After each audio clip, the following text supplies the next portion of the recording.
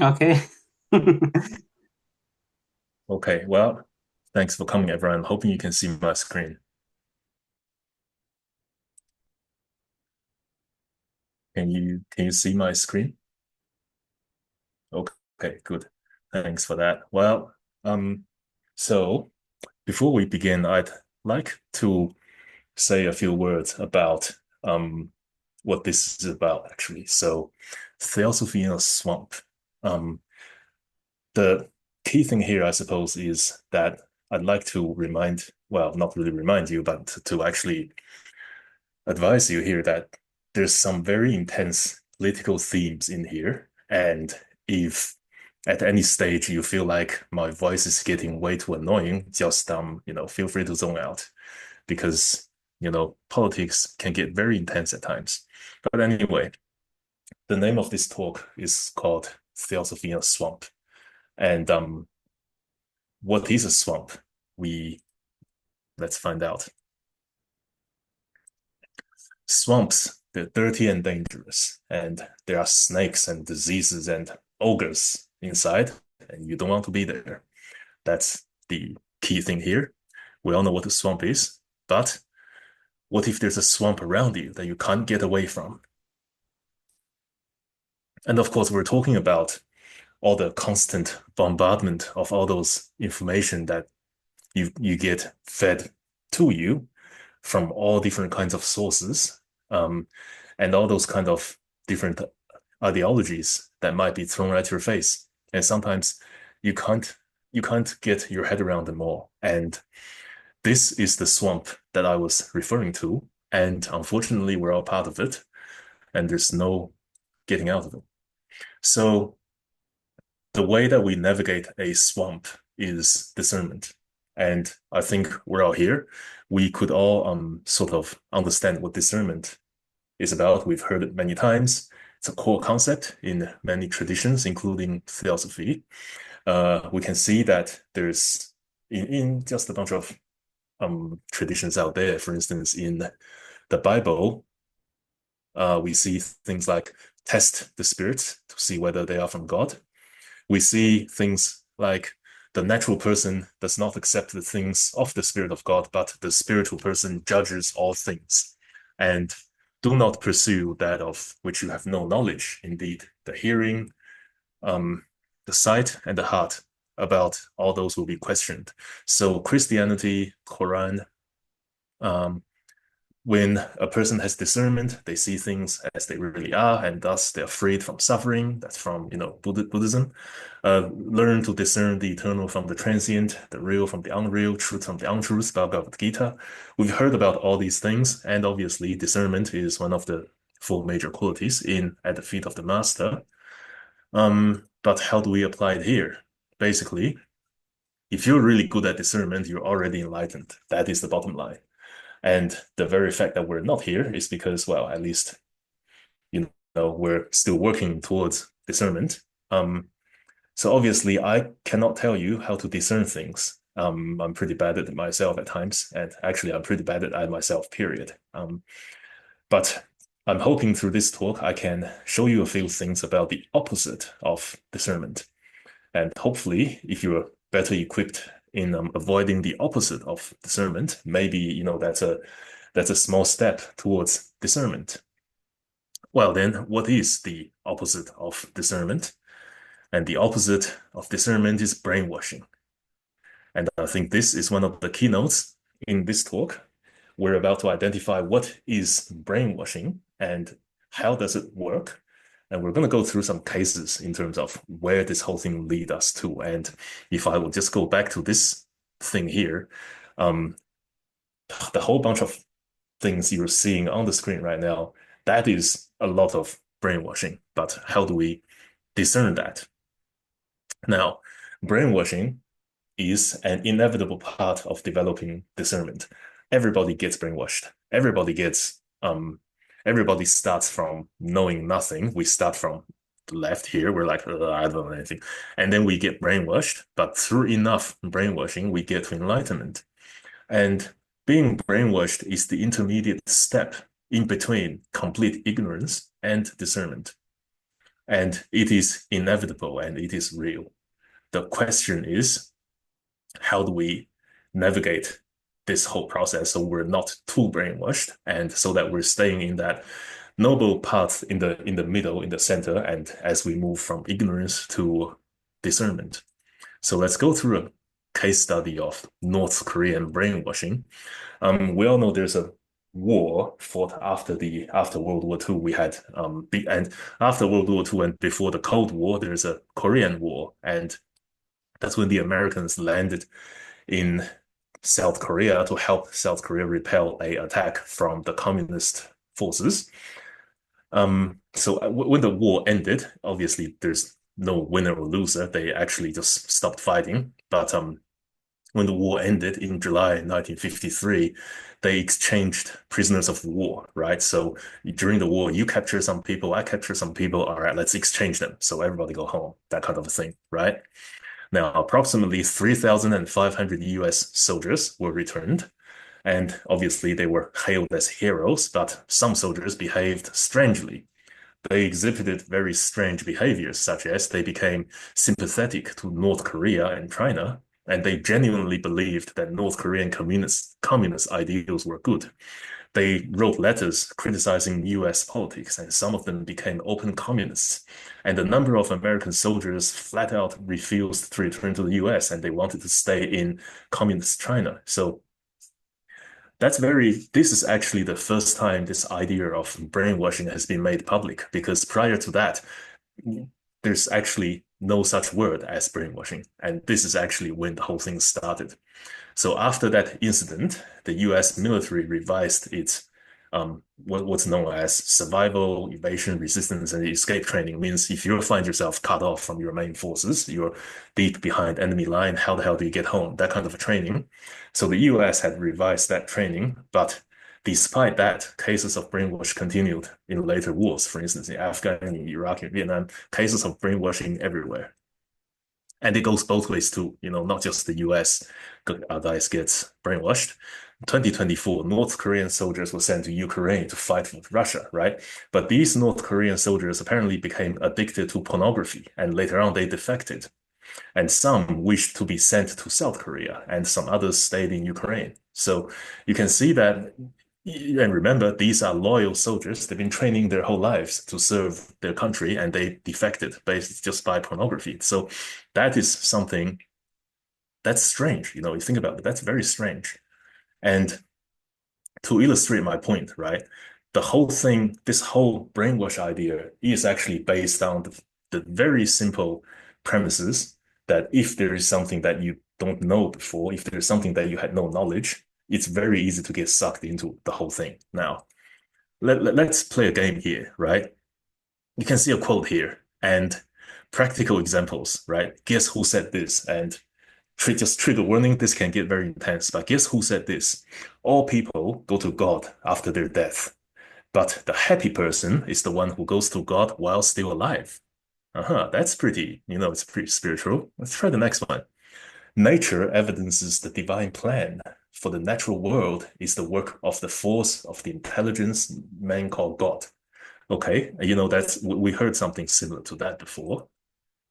Now, guess who said this? Were they the neo-Nazis, Al-Qaeda, the great replacement conspiracists, ISIS, I mean the jihadists, not the goddess or the book, the ISIS, or Theosophy? Guess which one? Guess where this came from?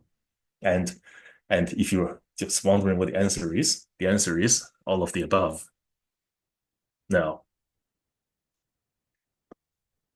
we're gonna go through a practical example of neo-Nazi brainwashing to illustrate my point. And remember, back here, all of that sounds pretty normal. In fact, for us, we're somewhat at least familiar with the literature of Theosophy. We have a reasonable idea to see that, okay, these are reasonable premises. I think they're based on some truth at least. But let's look at a practical example of neo-Nazi brainwashing. And the neo-Nazis start by saying this sentence: nature evidences the divine plan, for the natural world is the work of the force or the intelligence man called God. Okay, that's pretty cool. God and religion are distinct, separate, and often conflicting concepts. All right, I think that's something, it's reasonable. The truest form of prayer is communion with nature. Okay, they're reasonable concepts. And what men call the supernatural is actually the natural, not yet understood or revealed. Okay, there's some esoteric truths here. And the next line, discernment is a sign of a healthy people. Discernment includes the ability to recognize the difference between belief and demonstrable reality. Okay, these are very reasonable sentences. I think a lot of us, I'd be surprised actually if anyone would disagree with any of these. But remember, we're looking at neo-Nazi brainwashing, and this is about to get intense because the next sentence, they say, in accord with nature's laws, nothing is more right than the preservation of one's own race. You can see where this is going from, right? The next one, the concept of a multiracial society violates every natural law. Any white man with healthy instincts feel disgust and revulsion when he sees a woman of his race with a man of another race. And it goes on, homosexuality is a crime against nature, blah.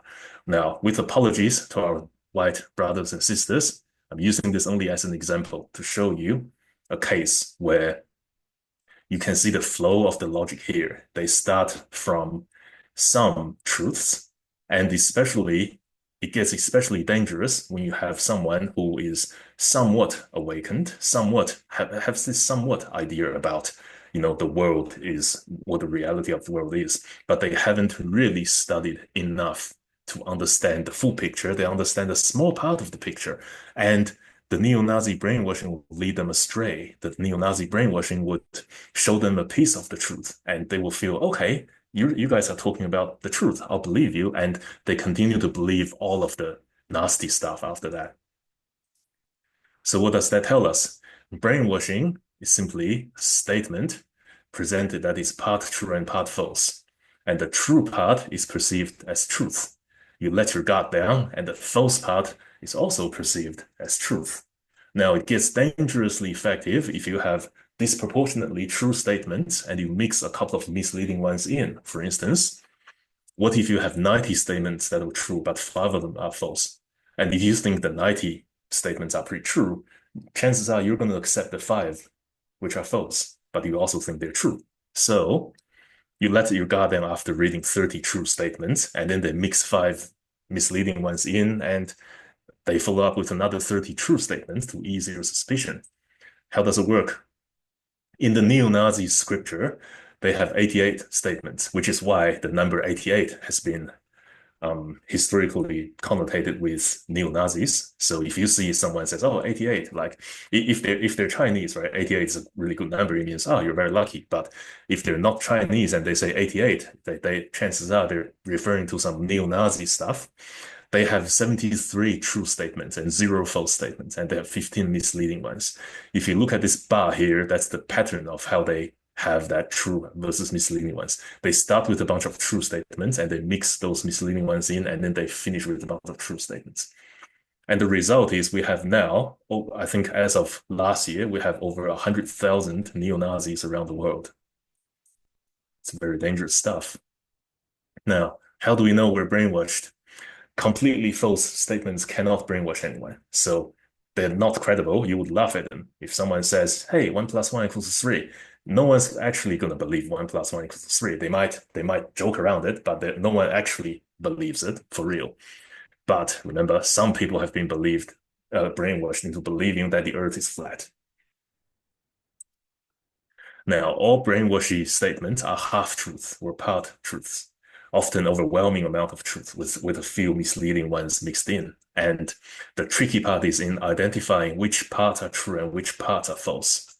Now, being brainwashed is often the result of insufficient analysis. So the only way that you can get brainwashed is if you stop asking the question why, stop asking yourself how this works. So as soon as you stop questioning, you stop thinking, chances are anything that you accept after that point could be brainwashing. Now, how do we counter brainwashing? Let's have an example here. Check out this line here. The only antidote to mental suffering is physical pain. Okay, The only antidote to mental suffering is physical pain. And this was by Karl Marx. Hello, that's him. We all know who he is. Now, the true part, exercise is good for your mental health. Obviously, the only antidote to mental suffering is physical pain. Exercising is good for your mental health. That is true, right? It feels good to get physically active. That is also true. Now, what's the false part? Off to the gulag you go if you are depressed. That is obviously false. But the Soviets practiced this and they killed a lot of people, right? Next one. The amount of money that is in your bank at the time of your death is extra work you did which wasn't necessary. This was by Adolf Hitler.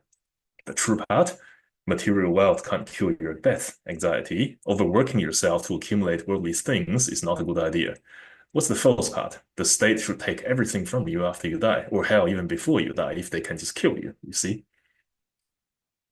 Bottom line, we're always being brainwashed. That is a universal fact. Until we become perfectly developed in terms of discernment, we're always being brainwashed. The only question is by whom. If you find yourself unwilling to challenge an idea, chances are you're brainwashed. Notice the difference, unwilling versus unable. Maybe you don't have enough background knowledge. Maybe you have the intention to challenge something, but you just don't have the internet with you right now, for instance. Beware of where you get your information from. I've included a chart for you because if you look on the right-hand side, that is basically the primary bulk of the mainstream media in the English-speaking world. And you could see that vast majority of these are biased. And even Wikipedia itself is ideologically biased. Wikipedia leans left, by the way. There is actually studies being done on that, lots of studies being done on that. So if someone quotes Wikipedia for you, have that in your mind. Oh, this thing is leaning left. Food for thought. Is Theosophy a cult? I think there's like a gray square on the right. Yeah. Yeah. Yes. Yeah. I think it's your participants window. Can you minimize it or move it to the top? Something. Yes, this one. Yeah. On the right. So like our faces. Wait, can you still see my screen? Yes, I will but see us. there is a portion that's blocked. Oh, right. Sorry. The right of this. Yeah, that one. Is it better now? Yes. Yes. Yeah. Sorry. Oh, thanks. Okay. Well, sorry about that. So yes, you can see, let's go back to the far right. The American conservatism, obviously the American Spectator, these media, Fox News, obviously the worst offender perhaps. They lean right? And you see things like the New York Times actually lean left. And some of the news outlet, we see things like the Washington Post actually leans left. Forbes, The Hill and all that is actually centered. So, it's very, almost all media is biased. And if you look at the chart down below, that's actually a chart of Wikipedia, how Wikipedia portray the various US governors. And you can see that the Republicans were portrayed poorly on the left-hand side. You can see it's almost negative and all that. And if you go to the most positive ones, they're Democrats. So Wikipedia is ideologically biased. And if you actually go on Google to look up the research, there's actually a body of research on that. Anyway, food for thought. Is Theosophy a cult? Do the Mahatmas actually exist? Is the mental plane real? Was it all an intricate lie because people were bored? Or do we just want to believe it because, quote unquote, religion is the opium of the masses? By the way, that's from Karl Marx as well. So how do you answer these questions? Have you actually challenged these ideas? How do you verify them? This is just, food for thought. It's not about a yes or no answer, but how do you know if you know? How could you test or validate these ideas? Let's go back to that Maha Cohen letter. The doctrine we promulgate being, by the way, this is the perhaps the most important Mahatma letter there is. And the doctrine we promulgate being the only true one must, supported by such evidence as we are preparing to give, become ultimately triumphant as every other truth. Yet it is absolutely necessary to inculcate it gradually, enforcing its theories, unimpeachable facts for those who know, with direct inferences deducted from and corroborated by the evidence furnished by modern exact science. Remember that. And I think this this is a very important thing, because if we do not verify all of those facts, then we would be no better than just believing in a different cult. And I think the Mahatma letters would agree with this. Can you genuinely put up a credible challenge against any of the ideas in the theosophical literature? And that is food for thought. But I suppose don't worry, because being brainwashed by Theosophy is maybe not a bad outcome, actually. We're in Kali Yuga, but what does Kali Yuga mean? I suppose in the theosophical literature, Kali Yuga is a period where truth is not here. We live in a world where there is no truth. And it's not the only, it's not that people don't want, it's not that people cannot have the truth or they don't want the truth. Some people actively fight against the truth. And if you look at much of the academia, there's a lot of schools of academic thoughts out there that actively preach the idea that there is no truth. So we're in Kali Yuga, and discernment has never been as important now. And I hope you could appreciate just how profound it is to say there is no religion higher than truth, because ultimately discernment is our method of getting to the truth. And we live in a world full of brainwashing, fortunately. And so I suppose that's the end of my presentation. Hoping I didn't take too long. Is there any questions or any points? Oh, thank you. I can see your hand shaking. Thank you. Mike, this is really intriguing. Can you please just go back to the food for thought? And I think it would be a very nice time. We have like half an hour. Does anybody here want to say anything about this?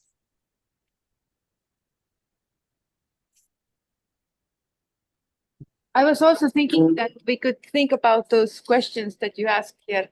What would you answer if somebody asked, do the Mahatmas actually exist? Like, I haven't seen them. I think it doesn't matter. Yeah, please answer, please. Yeah, as long as it makes sense, what it is said that they professed, as long as it makes sense and as long as it benefits the larger universe, it doesn't matter. One point I can tell here, Mike, is every other example that you give has a relevance directly in a political frame, not only on a social like framework. So here in this case, whether the Mahatmas exist who wrote the letter, or the people who are going to follow the Theosophy or any religion per se, does not have anything to do with the political. Like, there is no one going to do like influence another person for their living. So it's completely has no relevance, or it has no direct relevance in this phase. What I would tell, like what Vignesh said. Yeah. So I'd just like to respond to that point for a moment. Yeah. Like what Nazis and Stalin or Lenin you told, those were the statements in a political. It's a political argument, or it's a political. What can you call this? People who wants to be in a power, so that will directly impact people. When those kind of ideas get into policies, that will directly impact the people. But here, if this is not going to go to any act, or this is not going to make any policy framework, will not be taken regarding this. It's not going to affect the person or people, or it's not told by any people in power. So okay, I just like to reply to that point, because that's a very common point I hear. Now, there is something, there's a quote someone said, but I can't remember the name of the source of that quote. And it goes like this. It's been said that there's only two things in life that's worth discussing. There's only two things in life that's worth discussing. One of them is religion and another is politics. And the reason why we have that connection here is because while we're looking for the truth, right? Politics, you can't get around it, because let's say if we have a well-developed sense of discernment, okay, the first question I'd ask is, do you support abortion or not? And so the reason why we can't get around politics, and if you look at the historical philosophers all the way from Plato to Aristotle and everything, even people like, Kant, people like Schopenhauer and all that, almost all the philosophers had an involvement with politics, because ultimately the political discernment is actually about discernment on morality. They're the same thing. Politics is morality. They're the same thing. And so you will find that almost every philosopher of the past had said something about morality. And we can't get around the concept of morality, because what morality, the kind of question that morality seeks to answer is, what is the right relationship between people? And if we think about, for instance, what the entire path, or I suppose the process of looking for truth is, we're looking at the relationship between things. For instance, the relationship between, what is the right relationship between matter and spirit? That's a theosophical question. What is the right relationship between our mundane life and our spiritual life? That's also one of the questions we explore in Theosophy. But what is the right relationship between people? That's a huge question, actually. If anyone can answer that question, I think we'll have world peace immediately. What is the right relationship between people? All of those conflicts you see today, they're the result of not knowing what is the right relationship between people. And I think that is probably the hardest application of discernment, like who's right, when it comes to politics. So I guess the relevance here is, we could see that I think even Theosophy has a certain morality behind it. For instance, how might a student of Theosophy live their lives? What's the right way for a Theosophist to live their life?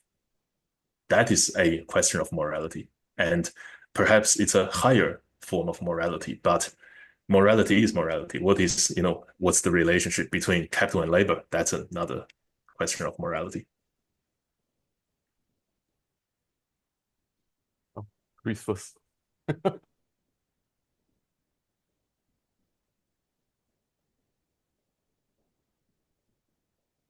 Hey, Mike. I just want to say that I love the presentation. I think that is very good. Thank you. Something else is that probably one of the problems is that our mind is already, how can I say, like biased itself. So because it's biased, then anything that comes from that human mind it is biased. So somehow the problem, although the problem seems to be there in politics and societies, obviously is within the way how our brains work and our minds work. Something else I wanted to say is that generally the concept that you were saying about brainwashing, that the way how I understand it is more or less like it's a truth that is partially true, so it's not fully true, but somehow everything is like that. So it's for that I get what you are saying, that is like we are exposed, or like everything is has some level of brainwashing because of that, because it's partially true, partially not true. But then because everything is like that, then everything becomes brainwashing to some extent. And how to go out of that? And yeah, the only way how I can see to get out of that is to get out of our mind. Like if we are in our mind and we are just there, always the true will be partially true, will not be always the truth. Yes, I totally agree. You're absolutely right. Yeah. You're absolutely right. And part of that actually involves things like, study, service, and meditation and all that. For instance, you ever wonder why some people fall for pyramid schemes, like multi-layer marketing pyramid schemes? It's because of that, because pyramid schemes has some good ideas, but it has some terrible ideas, and ultimately they fail to work and you lose your money. So it's the same. It's the same application of mind that if people just push through the pain and just apply their mind and strain their mind, eventually they get through to the other end and figure out what is true. So yeah, there's certainly a level of that involved. And it's not just the mind as we understand. I remember seeing a like a survey from a long time ago.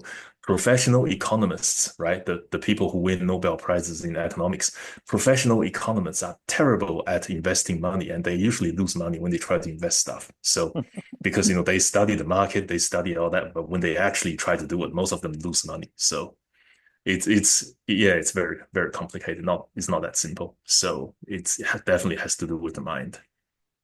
Sorry, who's next? So what you are saying is, I mean, obviously, how is the way then to get out of it? So to be conscious, and then somehow from that consciousness we can see the bias of the mind. Never stop asking why. Never stop questioning. But isn't it that the same problem of the mind, that at the end of the day you will never find the truth, because you can find it through the mind anyway. So the mind will question and question and question, and obviously that's very important. Like I agree that that's a way to get it. But something that you get by questioning is that actually you realize that it's not through the mind that you get the truth, because you will never get it through that way. Yeah, and I would contend that you can only get there after asking yourself why. You can't skip that step, because I remember, was it the Zen school of Buddhism or someone from that school said, to get enlightened, you only have to keep asking the question, who I am, like, who am I, just keep asking, eventually you get enlightened. So it's because I think eventually you realize, oh, there is no I or something like that, but you can't skip the process. That's one of the things. You can't skip the process. Yeah, it's like building up your mental muscle. Okay. I think Chris is next, right? Yeah, Christopher. Yeah. So well, the way that I approach the study of Theosophy, I think for most people, whenever I start a talk regarding esoteric concepts, I would always use the same framework that I use whenever I'm trying to study esoteric teachings. That first of all, we study first whatever teachings that are presented to us. So for example, if we're studying karma, sometimes the presentation of karma is different from how a traditional Buddhist would present it, from what a Hindu might present it, from what Theosophy might present it, and from what other esoteric teachings might be able to present it. So my approach is, well, I'm not saying that it's the best approach, but this is like the approach that I use. And it might help us in preventing or developing discernment. But I'm thinking that first of all, you just try to study first the different concepts. Like, for example, karma and reincarnation. You can just look at them and then figure out for yourself which one of these teachings actually makes sense to you. And then if they make sense to you, then perhaps there's a kernel of truth in it. But you shouldn't stop there.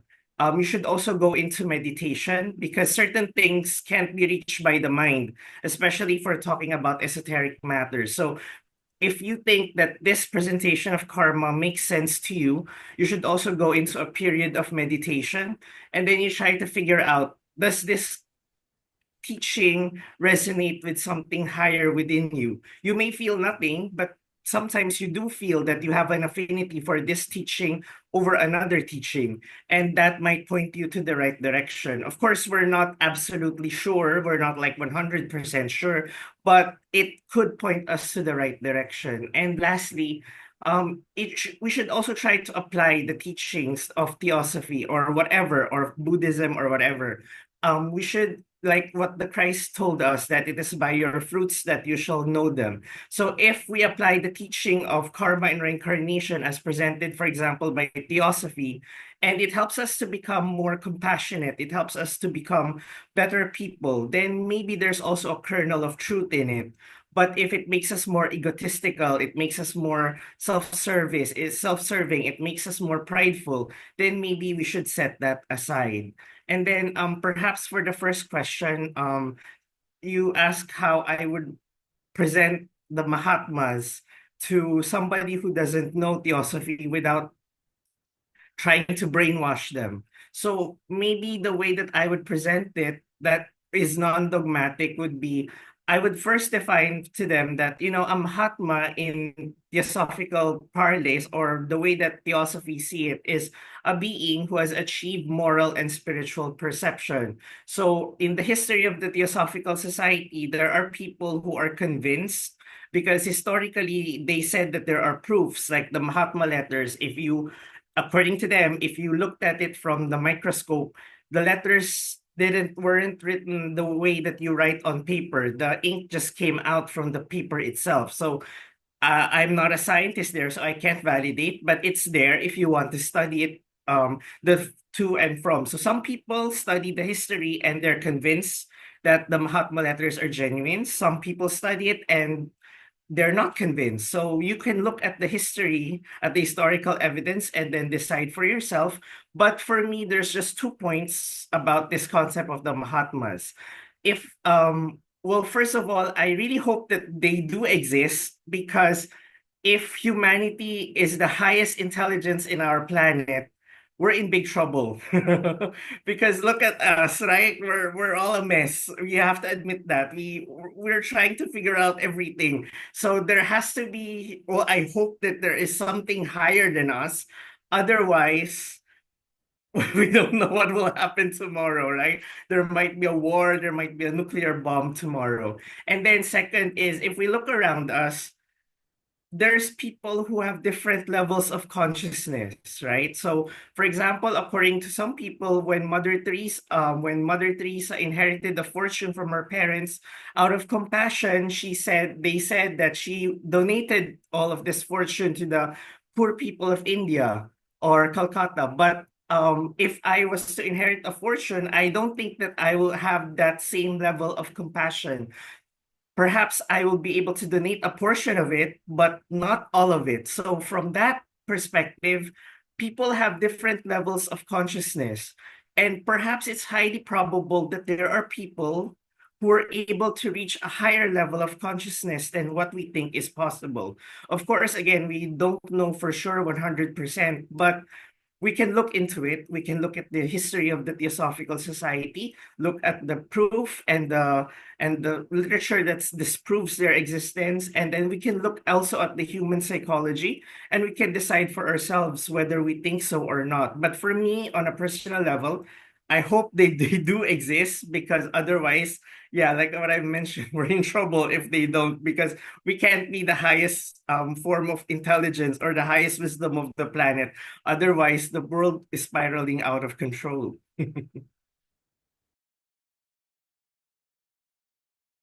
Great, thanks for that, Chris. And what you said has reminded me of something that I've heard. Something I heard from, actually, I've heard this from someone who's really accomplished in the world of arts, and they said to identify someone who's really has a very developed mind, and especially a creative mind, is to see whether they could entertain an idea without judging it. So whether if someone can entertain an idea, which means they hold an idea in their minds without judging that idea, but just simply hold it there and see which way it goes. And you could potentially develop an idea that way. And without judging it, you let it grow and grow into a mature form. And then you can see, okay, that is the mature form of that idea. And then you can make up your mind whether that's a good idea or not. So definitely, yes. Francis. Yeah. Hello. Hello. Okay. So I think I have a thought about this over the past few weeks as well, but not specifically from the point of view of brainwashing. But it is still pretty similar, because if you really think about our entire life since the time that we have any memory, the earliest memory, we will start to realize that how we have gotten our personality are usually a result of the environments, right? The people around us and all the things. And the thing is, it might not be as severe as what we think what brainwashing might be. But for example, for me, when I was young, like like 12, 13 years old, I was a really very Mickey person. I'm afraid to do any kind of like crazy stuff. I just keep to myself, try not to do any bad or mischievous things. And somehow one day my classmates says, how about let's before our tuition class, accounting class, let's go and buy some eggs and throw at the neighbors' houses. And the thing is, or the first thing I would say is, no, I don't want to do that because I don't want to get into any trouble. And the first thing they would say is that, don't you want to be cool? Don't you want to have fun? And I think about it and I thought, yeah, I mean, I want to be cool. I want to have fun. And I want to feel like I have a say in my life. I don't want to be kept like a prisoner, emotional or mental prisoner to what the people in my life would think about me. So I went ahead with them. I went to throw eggs and all the stuff. And I went home, I told my mom. My mom said, how in the world have you actually changed into a person like that? I've never raised you to be like that. And so I think that also reminded me that's one of the first thing that came up in my mind about brainwashing. It's not just in the scale of country or global politics or economics, right? Brainwashing happens everywhere. It's not just in the news, right? Even from the point of view of businesses or capitalism, in the form of how you would have to convince someone else that your service is worth much more than someone else's. Worth not in a monetary sense, is that you would be more satisfied or feel more trusting with someone else or me. It's always some kind of convincing to be done. That's why people have to try and get you on the phone, try to tell you that, you have these problems, I can solve it for you, and hopefully you could trust that I could do it better than your cousin or your friend or your previous agents or previous service or previous vendors. But all these are actually manipulations. And I think the point that you made on the slides about partially true and partially false, right? Recently, I actually took a class that talks about neuro-linguistic programming. And that is actually very true because the key thing or key way for people to be more receptive to any kind of information is to have them agree to something that is on a higher level. So what do I mean? Like for example, I think can you go to the slide that has the bunch of black words and red words? Ah, yes, this one. So what's the issue? The part about why people has tension or has argument or debate within or against each other is because of specificity, right? I think that a holy life or a spiritual life should be 24 hours meditation. And someone else will say the whole spiritual life is to be able to is to study spiritual texts. But the thing is, the both of us would agree that spiritual life is important. So what usually brainwashing does is that they will actually get you to agree on a higher level principle or higher level goal or reason. And then they would use the specificity to convince that in order for you to achieve that goal or that reason, you should actually do it in another way. And this is looking at this is pretty specific because the black ones are the things that are more principle based, but the red ones are slightly more in specifics. Right? In nature's law, nothing is more right than preservations of one's own race. But on the part of the black color chunks, there's no races, there's no specificity. So I think that's one of the structure of how anyone could be more manipulative. That's what I learned.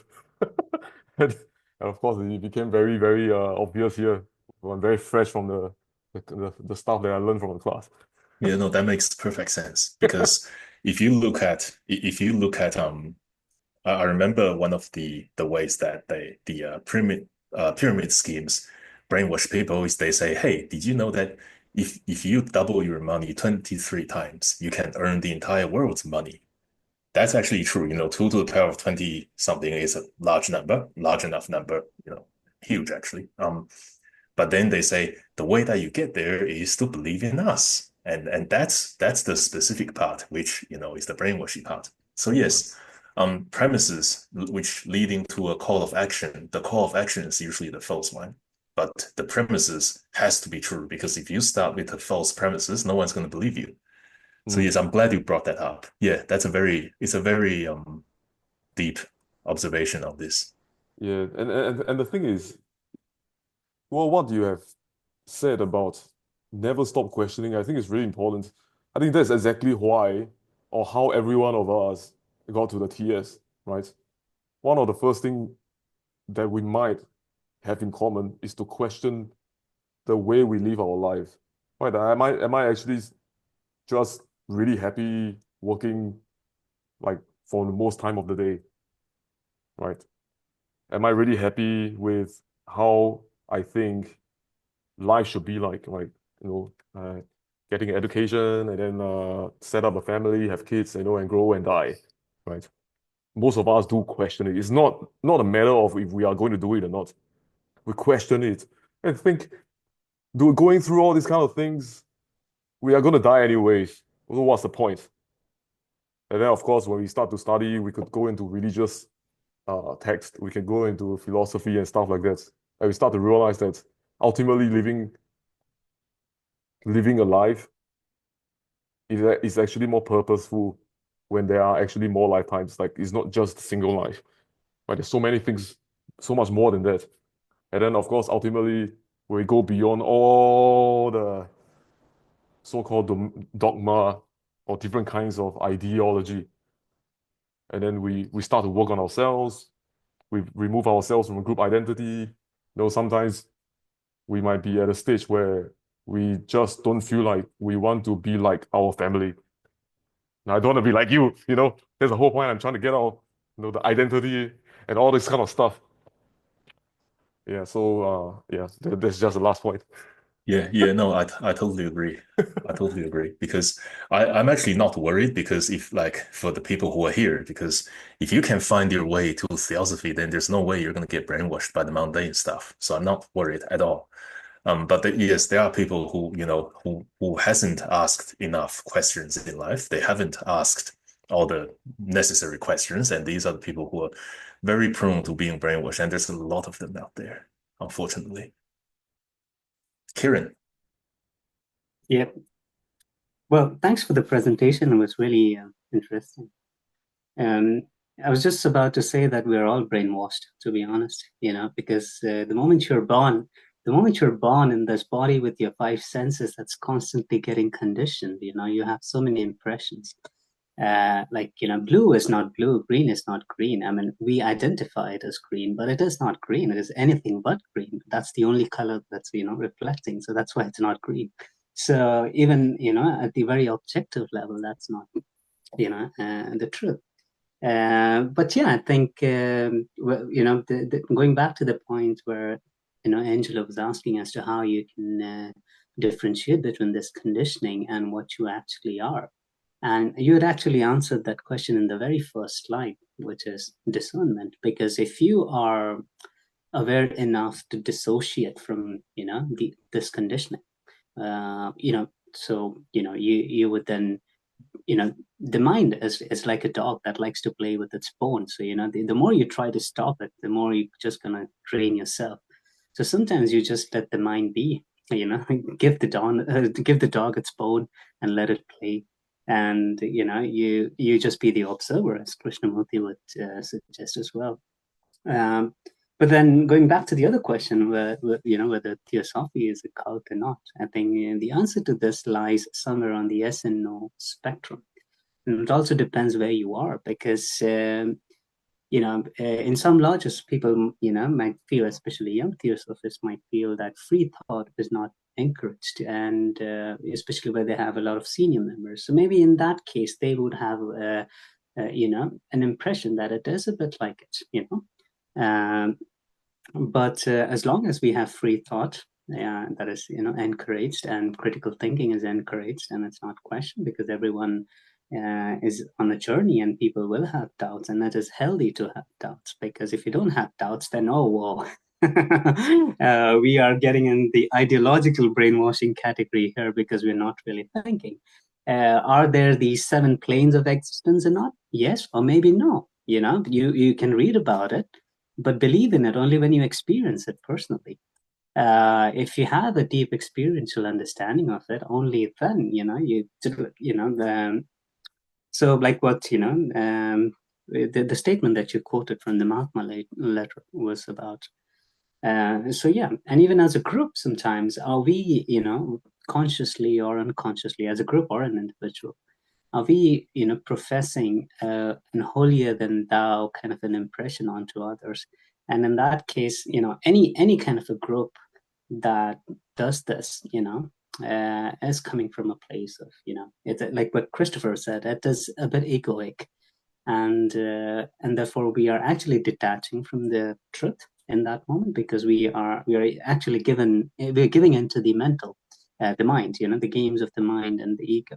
So yeah, any group, any organization that comes up with any philosophy which then leads to people thinking that they are somehow superior than others, it's I think by all means it is a cult, because then so it really depends on how you receive it at an individual level or as a group, depending on where you are.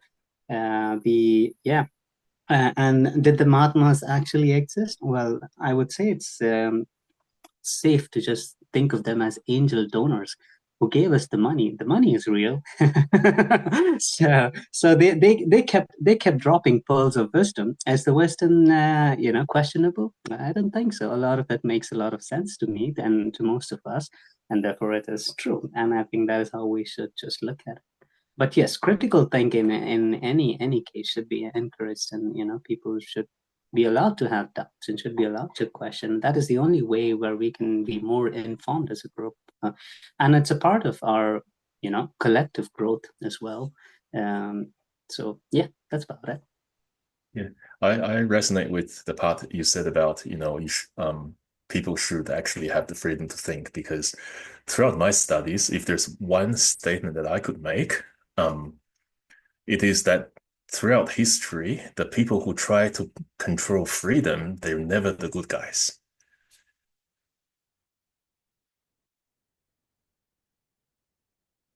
Oh, Leo, you have your hand up. Yeah.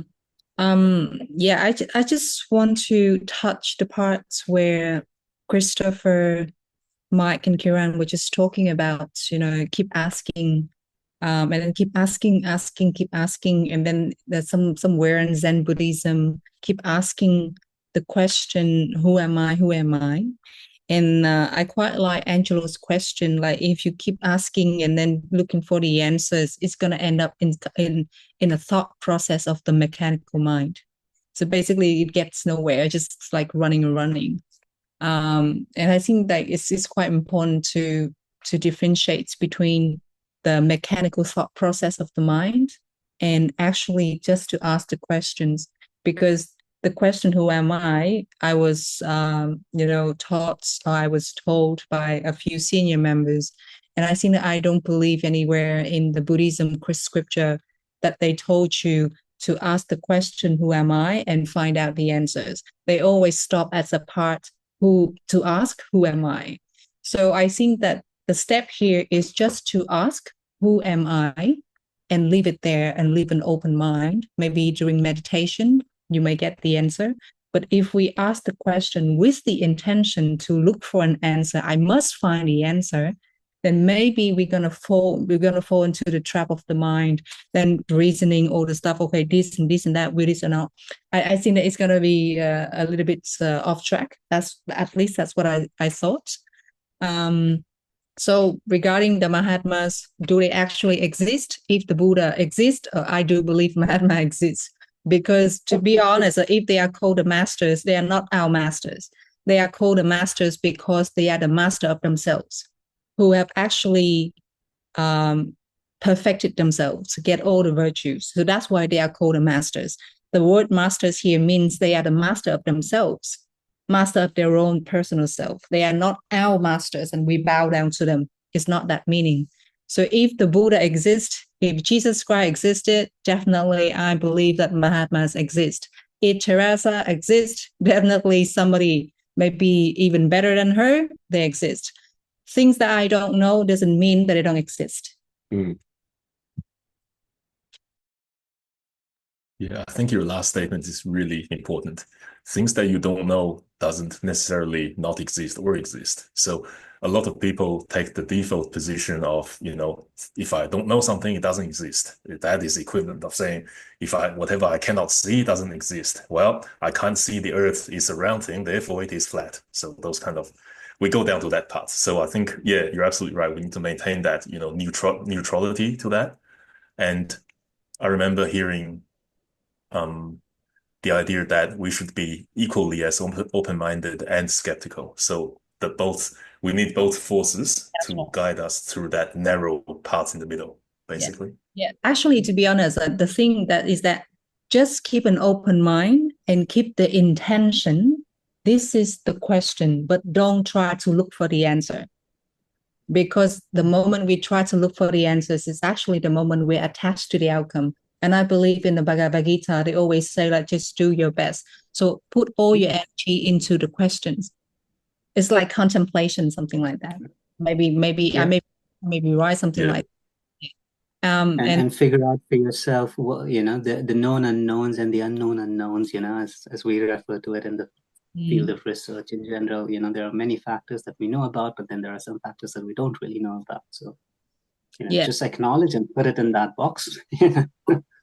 And I do believe that there's one thing, this one thing can help us to be saved from being brainwashed, is that if anything that is true, like the ultimate truth, it doesn't cause any more separation.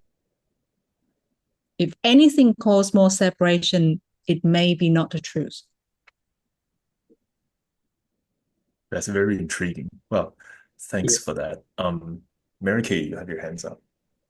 Yeah, it's me. Yeah, Mike, the presentation was really nice, and especially the brainwash. This word made me, come across my experience and to figure out when I have been brainwashed, and all the stuff's not.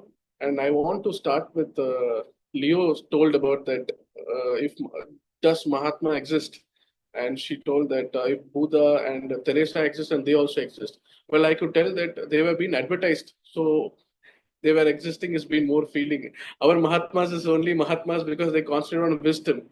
And I think through wisdom, I think when we are feeling that, I think it goes without saying. So it works for us. So that's the answer. And coming back to Francis, I could relate one point.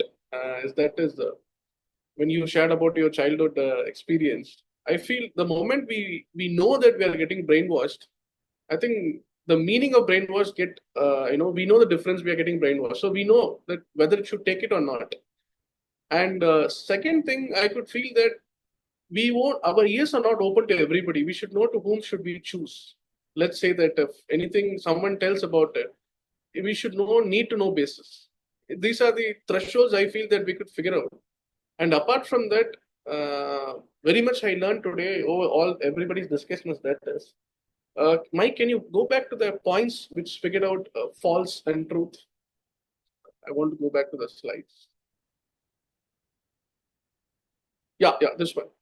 So when I read all this stuff, I could understand one according to which is according to me, which the things which are in black, it is in general common for all, but which is in red, it is specific for a purpose oriented. So when we could figure out this distinction, I don't feel it is very tough. Might be. So I all these things I learned today. So I hope these are my findings. Thank you, Mike, and thank you, everybody. No, thank you for that. I'm really glad you could find it very straightforward because it means you can't be brainwashed, and that is really good because if the entire world of people are like that, well, I think then we'll have a much easier time in getting peace and all that because we do have like literally over 100,000 neo-Nazis around the world, and there's probably, I don't know, several thousand in the country we live in here. So, and you never know when these people might show up with like a bomb or something. So, oh my God. But yeah. Also, Yeah. I'd like to add, if someone is in, they lack freedom, they want freedom, eventually they will go to the space where they have space to, show their freedom. For example, which you told that in 2024, the North Korean soldiers went to Russia to fight on behalf of Russians. So their freedom was curtailed for a very long time. The moment they saw the freedom, they started exploring it, and that becomes exploitation for some people also. So it's a difference. It's all about that. And I think brainwash starts in all the ways that is. I think most probably when we like someone, we try to convince them to be our partner or whatsoever. That everywhere in the world. What Francis, I could hear loud. Roshan, what are you talking about? Are you feeling regret? What? Not at all, not at all. No, I'm talking about that. I think Murky has something to tell. Yes, I was also thinking about the North Korea and that if I would be, I don't know if it's like true, but this is what I'm thinking right now about the thing I know. So if I would be a North Korean soldier, I would already want to come away from there before I come to the Ukraine to fight. And if opportunity arises to choose whether I go back to North Korea or South Korea, obviously I will choose the South Korea or stay in even Ukraine. Like, this is like a Well, one. for them, And it comes at a big cost, isn't it? They have to make a decision because if they don't go back, their families back home will get targeted. So it's not that easy, right? It's a dilemma. It's a conundrum. So it's not that straightforward. It's a difficult choice to make, I would say. Yeah, that's a very good point. I'd just like to add with the North Korean soldier case. If you think about it, right, the people who has never heard about the pyramid scheme are the most likely to get scammed. The people who have never heard about the new age stuff, they're most likely to be brainwashed into some courses like for profit, new age businesses. They're most likely to get hooked onto that. In North Korea, there is no pornography. So the North Korean soldiers, they've never seen that kind of material. And obviously, when they got to Russia, if you're in an environment where you have like a fighting force full of men and, you never know where they came from, obviously pornography is a very widespread thing over there. And a part of that example is to say that the thing that if you try to brainwash someone, the one thing you don't want to hear is if they tell you, yeah, I've heard that before, and then there's like nothing more you can say to them. Like if you're trying to using that example, you're trying to court someone, convincing like someone to be with you, they're like, yeah, I heard that pitch before. Yeah, you're down. Like you're down. Yeah. So Francis? Yeah, I just want to follow up on what Leo was saying about. No, I think the first point is what Roshan was talking about freedom, right? And I think as mentioned before, about the truth and untruth part, and that's when I just realized after what Roshan was saying is that I think most of us, what we are trying to do is to break free from the specificities, right? Let's think about this. If we actually, most of the times when we get annoyed or emotionally unstable or stimulated, is because the things that are more specifics, the things that we believe should be more specific, the specific stuff that we believe to be true right or proper is different from someone else's. But yet, as long as we are able to let go of those specificity and focus on the higher principle and hopefully the moral ones, the less we will have to suffer. Because it doesn't matter if someone actually used an Excel sheet with all the formulas and you just drag it down, or do you actually key in the cells one by one? Or, and then that brings me to the point of what Leo said. If we really, really want to live a life that has really not so much struggle, we just have to discern by the highest principle, which is whatever that we do, does it cause more separation or more unity?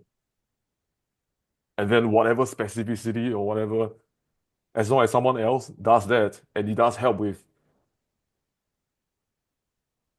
portraying the quality of love, for example, or unity, and that's all right.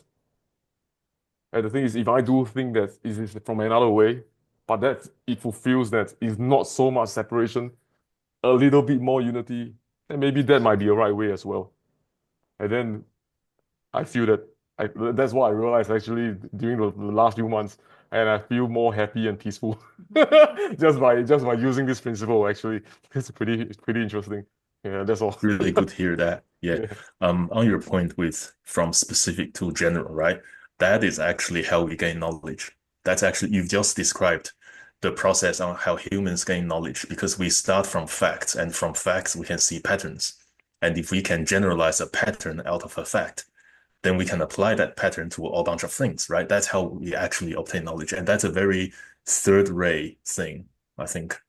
So yeah, very interesting point. Chris.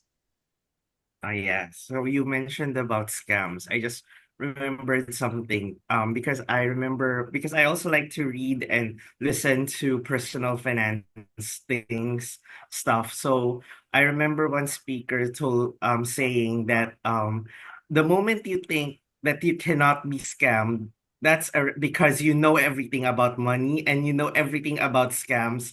That's a red flag that you're actually the most vulnerable to be scammed, because you have already let your guard down. So people can actually take advantage of that. So I think that's also true in a certain way in our spiritual quest. The moment you think that you cannot be brainwashed, the moment that you think that you don't have any dogmas, the moment you think that you're actually not conditioned in any way, or that these conditionings cannot affect you, that the media cannot get to you, I think that's also a red flag that you're most vulnerable during this time, because you think you know everything, but that in itself is a dogma.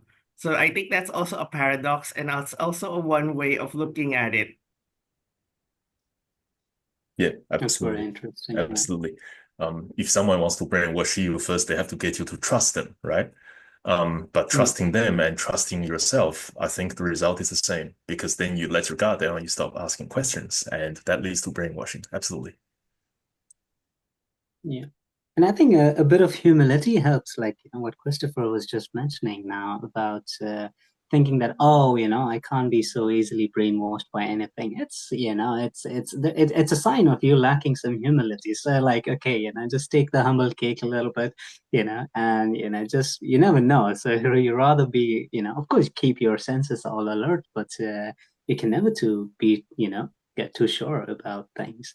And going back to that point about freedom and separation, I think outer separation is 100% a manifestation of inner separation. And people who normally given to cults, it's because they just want to avoid doing the inner work, and just outwardly they just want some kind of a purpose, or even if it's not coming from a deep place, they just want to feel that they are more evolved and more superior than people around them.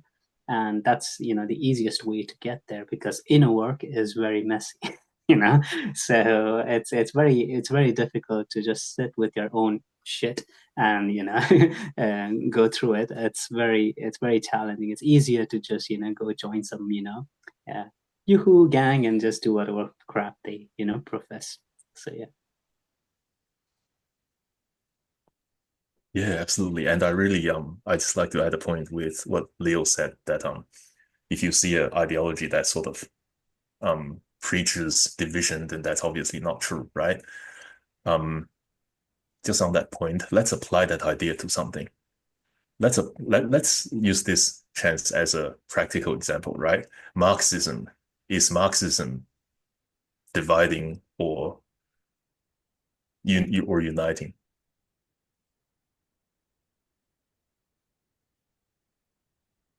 Now, can you please just give like a very brief explanation of Marxism, please? Marxism is very simple. Karl Marx's ideology splits the entire society into two classes. They say that we have the proletariat, which are the people who do not have anything, and the what's known as the bourgeoisie, which is the people who have. So we have the haves versus the have-nots, and we split society into those two categories. And if you belong to the have-nots, right, then you should unite together, even across borders, because nationality is a weaker connection than the class status. So let's say if you're from like this country and I'm from that country, but we're both have nots, we actually have a stronger connection. And therefore, all of the have nots in the world should unite and fight against the people who have. That's the basic, like very, very basic idea of Marx. So basically, the have-nots want to fight the have so they can get the wealth from the have. That's a very basic idea, yes.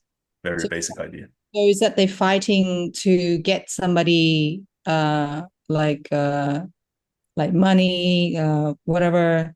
Yes. And the people after Marx, people like Pierre Bourdieu and the more thinkers after Marx extended this idea to say not just monetary haves, like not just money, but also things like social status, things like opportunity, things like perception, things like health, even things like, some people are healthier, others are not healthier, and therefore, the people who are not so healthy should unite, and those kind of things. So that ideology, is that uniting or is that dividing? I think for me, this one is not, to me, at least to me, I may be wrong. It's not really unity, because whatever they try to tackle is to make sure that everyone is the same. So to me, it sounds more like equality. They think that everybody is not equal, it's unfair for everybody. So they want everybody to be the same. They want to push someone up there down to their level. That's my thoughts. And then the next thing is that for me, unity means that harmony, and unity also means that everyone has their own place in the world. Just look at the nature. We cannot expect every single blade of grass to be a rose.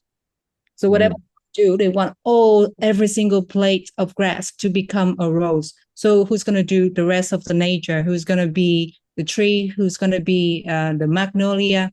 So I think that diversity, but in unity, it doesn't mean that you need to make every single one exactly the same with every single one, because everyone is unique. Kieran, what do you think? Well, I think in theory it is unifying because, I'm not a Marxist, disclaimer. So, but in theory it is unifying because Marxism, based on his theory, he wants, people to have radical freedom. Because as long as your life is tied around meeting your basic needs like housing and clothing and food, you are, stuck in a loop essentially, and you're not really free to explore things beyond that. So his theory about equalizing everyone and just giving everyone the opportunity to be equally free can of course cause a lot of intellectual development, but the manifestations of Marxism as communism and all have only been deeply divided. Because they want to equalize everyone, but then the power gets consolidated in the hands of a few. And it's the people running the show. And like what Leo said, we're all the same at the essence, at the very essence is the same, but we're all uniquely different at the same time. So there's a bit of a paradox there. So, but when you have a system where everyone gets rewarded the same thing, over a period of time, it's going to cause resentment because there are people, working harder than the ones that are not, and therefore, but everyone gets the same reward. So as a result, it just causes more sluggishness in the economical prosperity of the nations. And therefore, there's only one thing that, let's say, communism guarantees, that's equal poverty. At least, going by the examples that we have seen so far. China has been an exception because they took a very capitalistic mode after, a point in their nation's history. So yeah, I would say at the theoretical level, of course, it's a beautiful idea. It's amazing, to see everyone having the same amount of wealth and the same level of freedom, and people not striving for their basic survival and living a life beyond that. It's amazing. Who wouldn't, want to see the world in that way? I think it's our innate human, vision, or a necessity to see everyone in that sense. But the manifestations of that are not so. So in theory, beautiful. In practice, man. So yeah. Thanks for that detailed analysis. I actually agree with you. And I think Marxism is a prime example of this red line here. Being brainwashed is often the result of insufficient analysis. And if you push Marx's idea to the extreme, right, you find that Marx, the bulk of Karl Marx's basic economic theory is actually based on a presumption that there is already a free market capitalist society. And then Marxism can proceed from there because they have this thing called labor theory of value. And labor theory of value primarily says, okay, the entire dollar sum is basically your relative labor hours. Well, then what decides labor hours? There's no answer from the Marxist literature. So Marxism is actually it's a critique of capitalism. It cannot work by itself, which is why all historical attempts at Marxism on its own has led to miserable human disasters. Like we're talking about almost 100 million people died from that. So yes, I think Marxism, in theory, it's unifying. And if we limit our scope to only one of the classes, it's very much unifying. And at that time in history, we have we have like feudalism and stuff like that. So it's actually a very different world back then. So it has its historical purpose. And I believe that some members of the Theosophical Society were involved with labor unions a long time ago. So yes, there is that element of unity, but also division. And at the world we see that right now, there's a lot of division coming from lines of reasoning on that.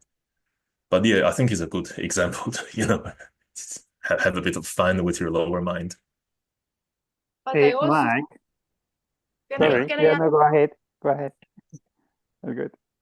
No, I just wanted to say the second bold big thing that is written, all brainwashing statements are half-truths and part-truths, to teach in a school system already for a young age to recognize these things like what is half-truth and half or part-truth, to give. Yeah, because I remember if you lie a small child, they can often feel that this is not true, but not they feel that something is off, but can't tell you exactly what is off. But if you just keep coming and keep coming, then if everything keeps telling you the same story, then in the end you will take the same side as your teachers and everything around. But thing is, the insufficient analysis. How can we make people to analyze? Like it like Kiran said before, it comes for people laziness because they're not used to think for themselves, and it's not like only laziness. If you're not used to, you're not getting evolved those, I don't know, brain cells that are like analyzing critically things, trying to see how things really are. So I think the small thing is to start, because also in the, like we said in the golden stairs, open mind. But what is an open mind?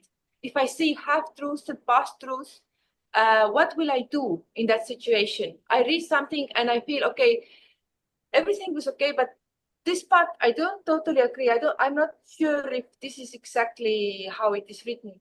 But to recognize this out of this other text, to yeah, rest of it was okay, but this part I not totally agree. I have to think about it more or something. Like I don't know how to get people, but I think this is like an efficient, like important that we got people to think more about. Also, like nowadays we have AI, and the next generation will be so much more evolved with AI. But some people are doing their homework with the help of AI, but I can see it is not correctly done because I have some experience. But to understand that the thing that you get back is not correct, like how to get people to understand the more, how to make them do the discernment, how to get better. I like you said, the brainwash is one like stage in life with complete unknowing to this enlightenment. Mary, sorry to cut you off. Can you please summarize, because I don't understand what you're trying to say? I try to say that it is important to get people to analyze sufficiently, but I'm trying to find a way how it is done. Like, can you like elaborate this thought? How can we find a solution to this brainwash situation? Okay. So I have some ideas to answer your question, Mary. I have some ideas. I know what worked for me very well, actually. And the stuff that worked for me was I was trying to apply discernment to politics. And that was by far the most difficult thing. For instance, you just pick any kind of politics and apply discernment. Is that right or wrong? And that is the most difficult thing. I still don't know the answers to everything. And in fact, I only know a very small portion of that, I would dare to say. But yeah, I suppose finding your passion, like what you're passionate about, and like any topic that you're passionate about, maybe it's science, maybe it's spirituality or anything, maybe it's like history or anything, and apply discernment on that. And yeah, you get a very nice mental workout session on that. And eventually you got to go back to the point earlier where you can't just use your lower mind, you got to meditate on it. So yeah. Oh, Francis. I think that Angelo has been waiting. Oh, Angela.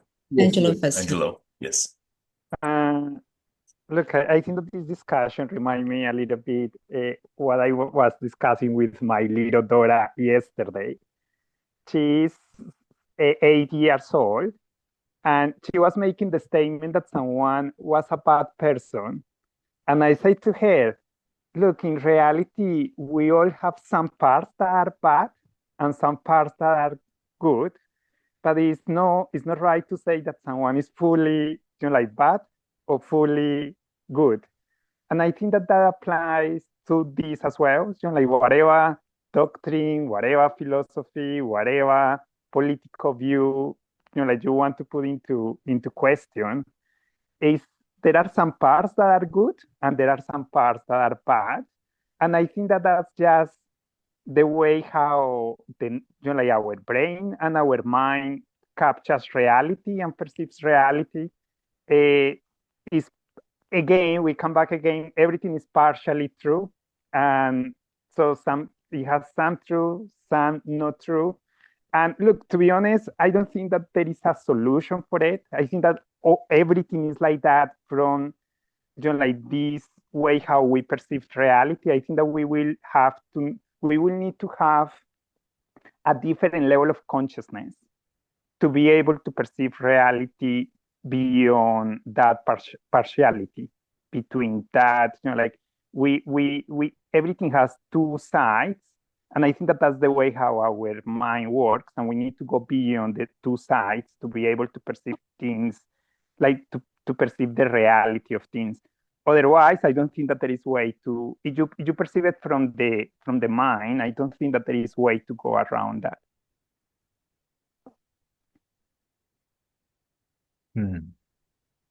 Thank you. Yeah. And thank you. Just a very quick one. I think this is really resonating with me because just this afternoon, Francis told me that there is no good or bad person in the world. And the good person doesn't mean that they don't do bad. Oh, no. The good person doesn't mean they don't have any bad parts inside. They know all the bad stuff, but they choose not to do it. That's the definition of a good person. They know all the bad stuff. They have all the bad thing inside, but they choose not to do it. And look, I know very good persons, but there is always a bad. So like someone can be so good, but there is always a bad. And sometimes someone can be so bad, but there is something that is good. Yeah. So and I think that that's the way how nature is as well. So like even if you think about God, you also can put like bad things on God as well. Like obviously like this can be blasphemy.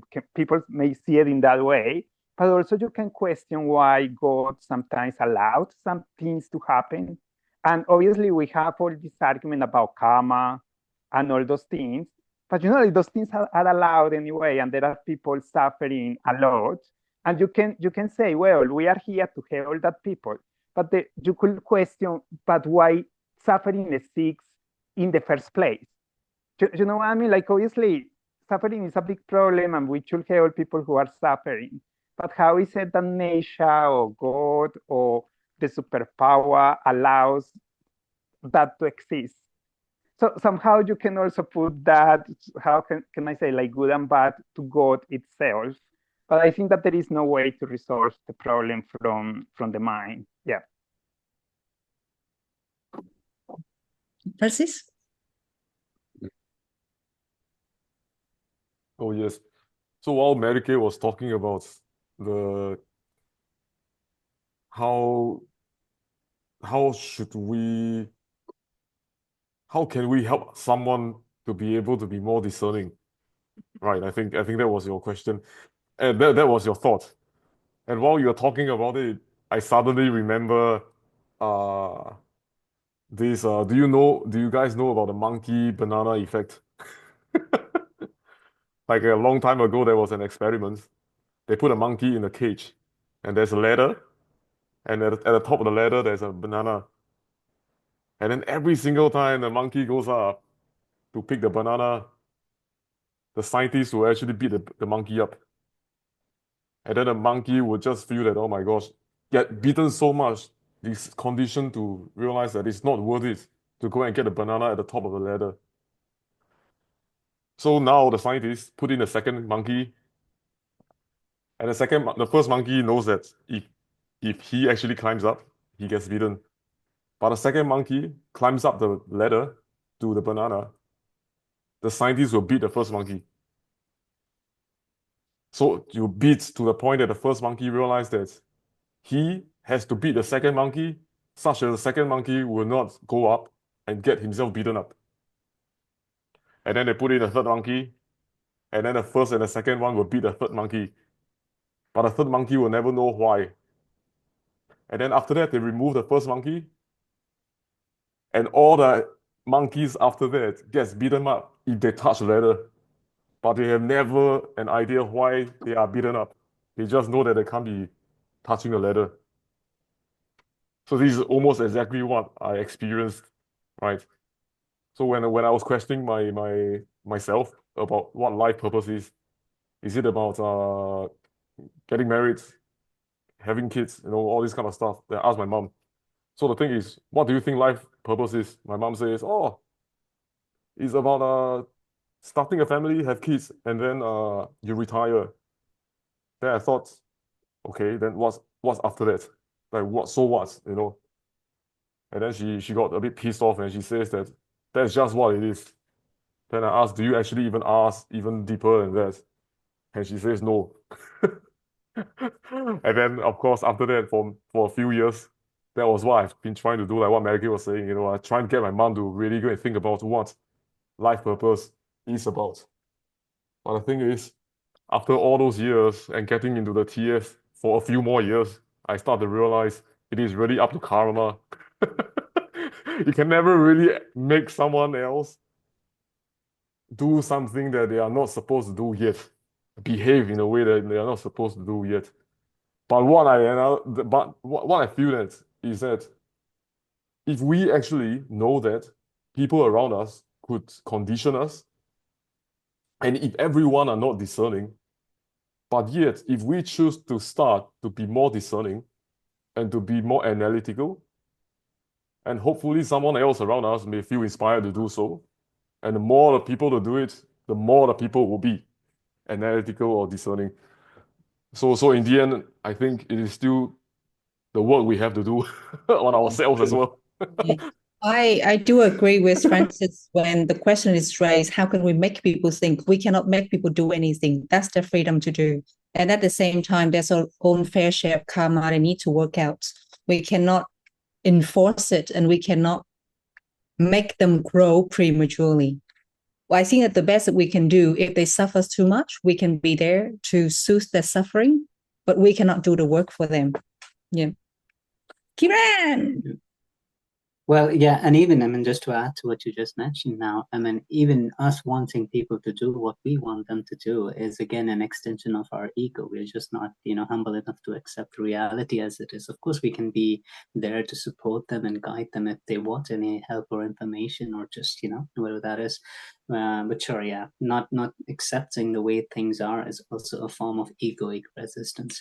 But going back to Mary Kay's question on open mind, she said, what is an open mind? And I think, in my opinion, I would say that it's a mind that is less sensitive to triggers and is, willing to go beyond its own bounds and conditioning.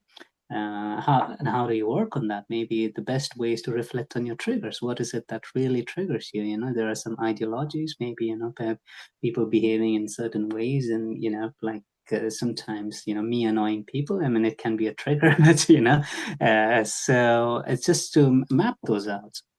And going back to the question of good and bad, of course, in the grand scheme of things, there is nothing good and bad. It's all neutral.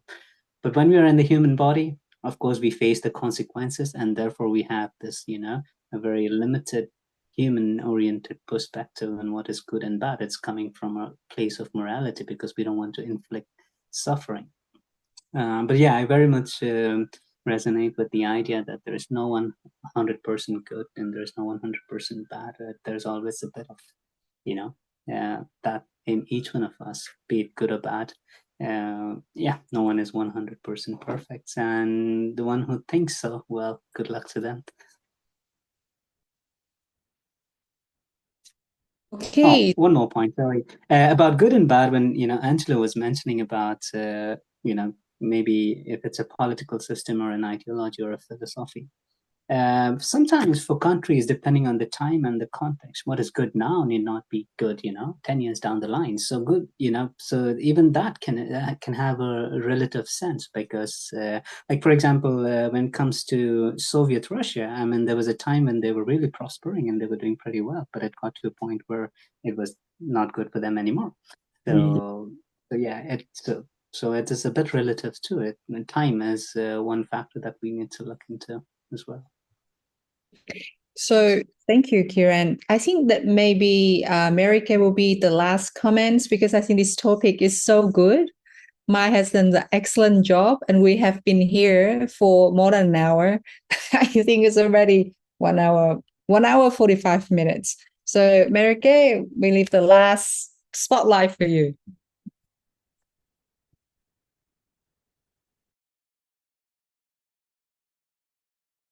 Okay. Yes, thank you. I never was thinking about nobody prematurely forced them to understand anything. That was not about it. The point of view what I was thinking is when the humanity is a whole, then we can go together. Like everybody must get to a certain point. And when Francis started talking about the 100 or talking about the monkeys and the bananas, I was thinking you are giving another example of about these 100 monkeys who started washing their hands, and then everybody in another island also started washing. And the point is that if there's a critical amount of people who are able to think like critically, then there's a kind of shift and something gets to this like a bigger consciousness. So, I mean, maybe we are not able to teach everything to everybody because we do not actually physically met everybody. But I mean, in like this small group, we can give out the possibilities to people to join. And if there are possibilities and if they have a good karma, and also if they're like ready, they have the ability to think together and reach at least, to at least give the possibilities, because like Krishnamurti also said, we cannot eat food for somebody else. They have to do the chewing and they have to do the digesting part. But what we can give is, point where the food are. Thank you also, Mike, for this beautiful presentation and this thought-provoking lecture. Thanks, Mary. My pleasure. And on that point, right, you reminded me something. There's this effect called the first follower effect, and it's very useful in brainwashing. For instance, if there is a crowd of people, right, and there's like a orange tree that has oranges in it, but it's on the street, you can't just go and pick the orange. That looks terrible on you because, it's a street orange. But if you say to the group, you say, hey guys, let's go pick that orange. It tastes really nice. Let's go do it, right? You say that, nothing will happen until the first person that stands out from the crowd and say, hey, I agree with him. Let's go do it. And then people will just swarm down the orange tree. So that's called the first follower effect. And just be aware of that. Always question the first follower. Is that guy an insider or not? It's a very common trick. You have the first follower. That's how some people actually use two followers. They have the first follower and the second follower. And that just makes it look a lot more real. But yeah, keep that in mind. And you can actually pay for the first and second followers, and like in cafeteria where somebody is sitting, more people are coming. So That's right. That's what I want to say as well. Yeah. The idea is to question any follower, right? You have to question. You don't see how many. We could be wrong. Absolutely. We see a lot of staged miracles in India, and sometimes you go to these remote places where people are performing all sorts of miracles, and a lot of times it turns out these people were paid in advance to create that effect. So that's what happens. Yeah, in Australia, then it happens a lot. I don't know if it happens to Australian local business, but a lot of Chinese local business, they do that. Like the day that they open the shop, I don't know, for the first 2 weeks or 3 weeks, I don't know, they can get a bunch of people queuing in front of the shop. And those people most likely get paid to be there. And just to make the shop look like it's very popular. But anyway, okay. I think this is long enough. And this is the third Indo-Pacific online youth gathering. And thank you so much, Mike. I know that you're very busy, but you have put a lot of your work, heart and soul into this presentation. It's beautiful, it's intriguing, it's interesting, and you have given us such a big opportunity for us to discuss. So Mike, do you have any last words? No, my pleasure. And I suppose I shall see you next month. Okay. Thank you, everyone. Good night. Good night. See Thank you. you. Thank Thanks, you. everyone. Good Bye. seeing you all. Thank you. Thank Take you. care. Goodbye.